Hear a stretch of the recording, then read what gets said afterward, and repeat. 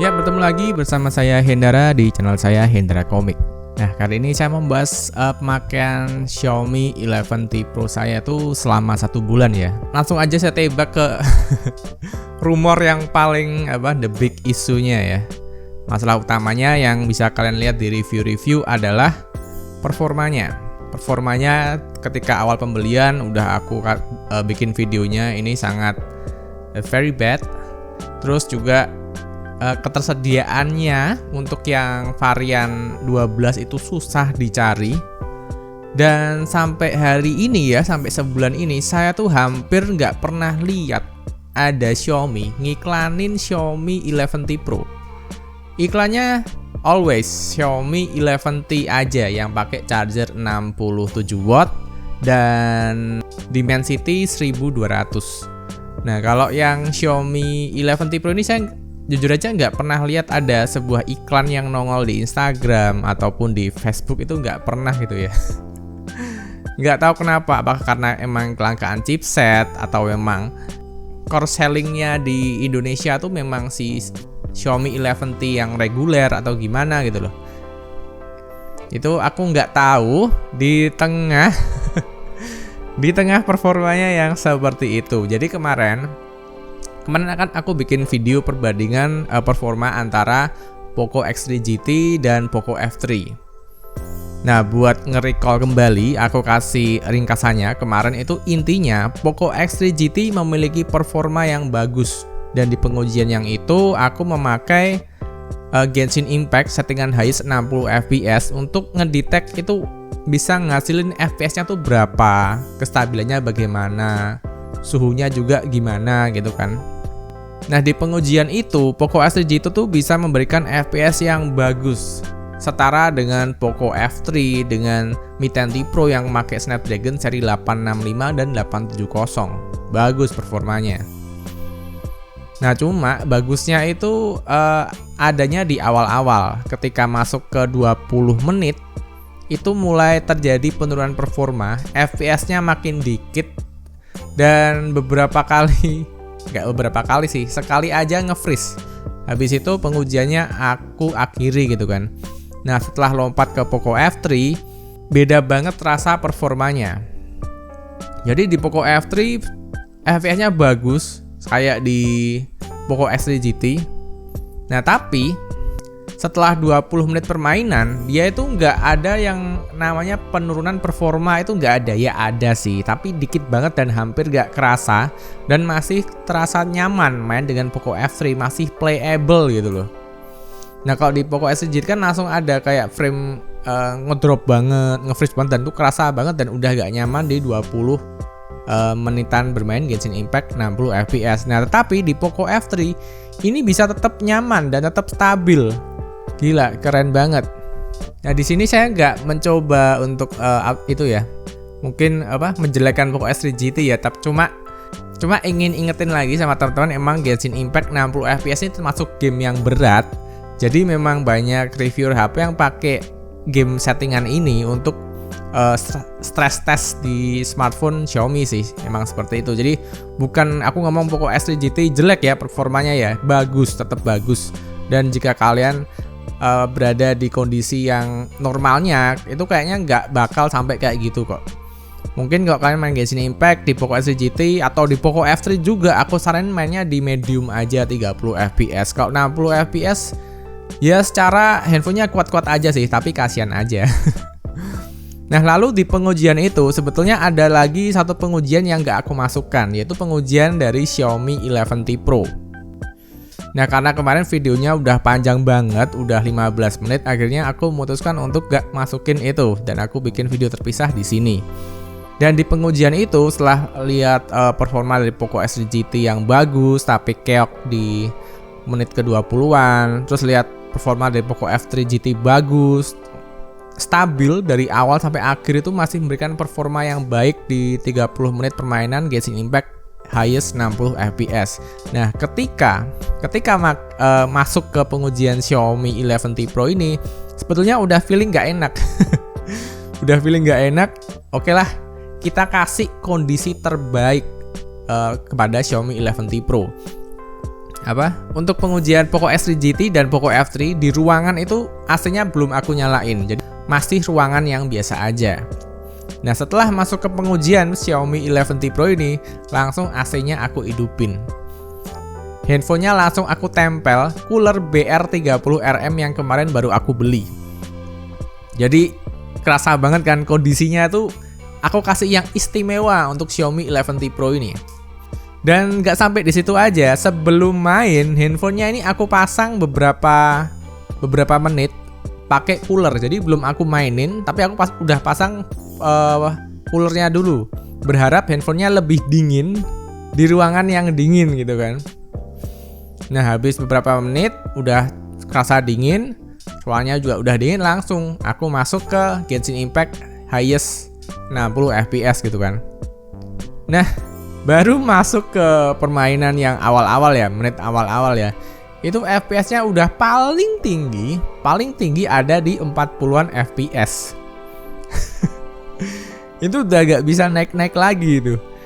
Jadi waktu battle turun ke 30-an FPS, terus naik ke 40-an FPS, dan 40 FPS-nya tuh 40 FPS-an kecil, paling banter mungkin 45 kayaknya yang aku ingat gitu kan. Nah, di situ pengujiannya udah itu sampai dalam hati ini performanya kok kayak badut banget gitu. Ini Xiaomi membadut ini. Pokoknya performanya kayak ngelawak gitu. Ini Snapdragon 888, handphone harga 7,5, RAM-nya 12GB. Kok performanya kok kayak gini gitu kan. Dan setelah beberapa lama bermain itu performanya makin ngedrop lagi, udah masuk ke 20-an FPS sampai belasan FPS. Dan gak lama kemudian akhirnya nge-freeze lama dan force close. Aku di pengujian kali itu sampai bilang, aduh ini gila, ini performanya badut banget lah gitu. Padahal udah dapat updatean kedua ya, itu udah dapat updatean kedua dari MIUI-nya. Dan pengetesan ini ketiga handphone Poco X3 GT, Xiaomi 11T Pro dan Poco F3 itu aku tes dengan mode performa. Jadi semua mode performanya aktif dengan kondisi terbaik spesial khusus aku berikan kepada Xiaomi 11T Pro.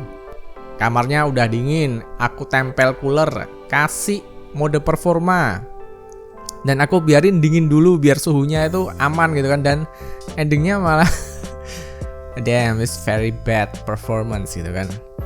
Nah, beberapa hari ini itu ada beberapa temen yang bilang itu Joyose-nya dimatikan karena itu tuh isinya ada script JSON yang melimit thermalnya, katanya seperti itu. Dan beberapa orang juga bilang itu di grup juga katanya sama. Misalkan Joyose-nya kalian matiin, Joyose nyebutnya ya, itu performanya akan di loss. Jadi nggak ada limit, nggak ada dibatasin suhu atau gimana, langsung di loss aja gitu. Dan katanya di grup Poco X3 Pro mengiyakan hal itu. Dan kemarin ada yang nge-DM aku juga di Instagram, thank you banget. Itu juga dia bilang kalau Joyose-nya dimatiin, performanya bakal dilepas. Dan settingan highest 60 fps pun bisa tercapai, walaupun mungkin dengan trade off-nya ya suhunya udah meningkat banget.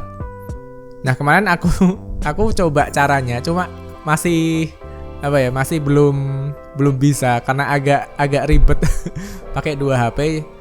Nah, someday bakal aku bikin videonya deh kalau Joyose-nya tuh udah berhasil aku matiin. Cuma beberapa hari ini lagi banyak kegiatan, jadi nggak bisa ngulik-ngulik kayak gitu-gitu. Nah, tapi kalau ditanya apakah handphone Xiaomi 11T Pro ini begitu buruk, sebetulnya sih nggak buruk-buruk sih, nggak seburuk itu sih. Buat ini kameranya, ini direkam dengan Xiaomi 11T Pro. Saya suka banget dengan ISP Spectra Snapdragon 888-nya, itu bagus memang.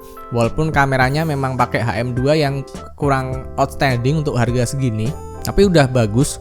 60 fps juga stabil, ada mode HDR-nya juga, bisa ganti kamera juga, ini keren. Dan tiap malam itu aku pakai buat nonton Mi Video. Dan saya terus suka-sukanya lagi nonton SpongeBob di Global TV. Kalau udah malam kan udah kelewat ya filmnya ya. Tapi dengan aplikasi Mi Video saya tuh bisa rollback ke jam-jam di sore atau pagi hari ketika saya lagi kerja. Dan bahkan bisa rollback ke hari sebelumnya juga. Jadi bisa nonton acara yang kemarin-kemarin tuh bisa aku tonton lagi gitu. Dan aku sangat suka sekali nonton pakai Xiaomi 11T Pro ini. Juga sering aku nonton Hawkeye di Disney Plus juga, Netflix kadang. Suaranya bagus, gambarnya oke, pokoknya nyaman. Untuk penggunaan sehari-hari juga gak kerasa lemot, kerasa fluid banget, kerasa gesit. Dan di sini kayaknya RAM 12 GB-nya kerasa ketika dipakai secara normal gitu ya. Bukan tentang Genshin Impact ya. Kalau Genshin Impact tuh nggak kerasa banget performanya. Tapi kalau pakai sehari-hari enak, nyaman juga. Speakernya juga bagus, chargernya juga bikin kecanduan. Beneran enak. Mungkin orang bilang saya dikira menghibur diri ya, membicarakan beberapa sisi positif dari Xiaomi 11T Pro seperti itu, tentang kameranya bagus, chargernya enak, speakernya oke, layarnya oke gitu kan. Orang bilang tuh saya tuh dikira menghibur diri, padahal buat saya pribadi itu nggak menghibur diri, itu beneran bagus. Emang kurangnya cuma satu di bagian misalkan kalian main Genshin Impact 60 fps gitu kan. Cuma kan saya juga nggak sering main di settingan yang itu gitu loh. Saya tuh mainnya di settingan yang medium 30 fps. Misalkan kalian main di settingan medium 30 fps ataupun highest 30 fps, ini aman. Ini aman. Aku udah pernah nyoba dan aman. Cuma kan orang kan pengennya kan pengen lihat squad apa gitu, pengennya mainnya 60 fps, padahal itu tuh nggak aku saranin sih di handphone sih. Kasihan handphonenya. Terus aku pernah mengalami yang namanya peringatan overheating gitu ya. Jadi waktu aku unboxing Infinix kemarin tuh kan datang handphonenya tuh, aku unboxing itu handphonenya dalam keadaan panas banget. Tapi udahlah, masa bodoh, aku kan waktu unboxing handphone kan harus direkam ya, biar misalkan ada apa-apa tuh bisa klaim gitu kan. Nah waktu aku rekam itu muncul peringatan ini suhunya meningkat dan harus dimatikan atau apa gitu, aku lupa, nggak aku rekam waktu itu. Nah ini lagi asik-asiknya syuting unboxing Infinix Note 11 NFC, ada muncul peringatannya itu, panik kan. Nah untungnya udah ada cooler BR30RM, langsung aku pasang. Jadinya adem waktu record unboxing Infinix Note 11 NFC. Tapi itu memang kondisinya baru panas banget, soalnya aku tethering handphonenya ke iPhone-ku dan aku masukin ke tas gitu. Jadi pulang sore-sore yang cerah banget ya, jadi emang panas sih, jadi itu wajar. Cuma kondisi-kondisi yang misalkan kalian lihat performanya ngedrop, suhunya yang sampai overheating ada peringatan, itu tuh gak akan terjadi setiap hari. Apalagi untuk pemakaian normal orang-orang, itu bakal scene-scene yang jarang banget kejadian sih. Menurutku seperti itu. Itu memang ya mungkin satu waktu tertentu lah, tapi nggak akan ngerasa seperti itu gitu loh. Dan menurutku handphone ini ya bagus-bagus aja, keren-keren aja gitu loh. Cuma kalau kalian, udah saya bilang di video yang lalu, kalau kalian Genshin player, ini udah handphonenya 100% fix bukan untuk kalian. Dan yang badut lagi dari handphone ini adalah Xiaomi 11T Pro adalah ketika dulu kan nguji di settingan lowest 60 fps kan, itu nggak bisa dapat settingan 60 fps. Dan dengan beberapa trik yang aneh, itu bisa 60 fps di settingan lowest. Dan triknya tuh sangat aneh, karena kalian cukup masuk ke mode floating window di Genshin Impact. Habis itu, kalian balik lagi, kalian full screenin. Dan otomatis di settingan lowest itu bisa 60 fps. Misalkan kalian nggak pakai cara itu, FPS-nya juga mentok ke 40 FPS lagi. Jadi kayak bener-bener di limit. Nah tapi limitnya itu bisa kelepas dengan trik itu, floating window. Nggak tahu ini apa yang terjadi. Jadi badut banget gitu loh. Ini kenapa sih gitu loh. Dan mode performanya pun juga nggak serta-merta langsung melepas. Snapdragon 8-nya juga belum melepas gitu loh. Masih di limit. Nah tapi ini masih di MIUI yang versi kedua. Kalau kalian pakai yang versi ROM luar itu udah sampai ke versi 8, dimana katanya performanya udah dipasrahin lah mungkin. Nggak tahu deh. Jadi intinya untuk video ini performanya setelah sebulan pemakaian masih seperti itu aja. Buat kalian yang ingin main di 30 fps, aku pribadi ini aman. Highest 60 fps Genshin Impact pun aman. Untuk yang lowest 60 fps ini juga bisa, cuma kalian harus pakai trik floating window itu. Dan untuk yang lainnya, untuk multimedia, kamera, speaker, nonton film, charger, itu semua aman dan sangat enak banget. Jadi segitu aja review pemakaian Xiaomi 11T Pro yang udah aku pakai ini selama sebulan lebih sebagai daily driver. Terima kasih buat teman-teman yang udah nonton dari awal sampai akhir. Dan sampai segini aja videonya, dan sampai bertemu di video berikutnya. Bye. Jadi kepengen nyoba yang versi T aja nih.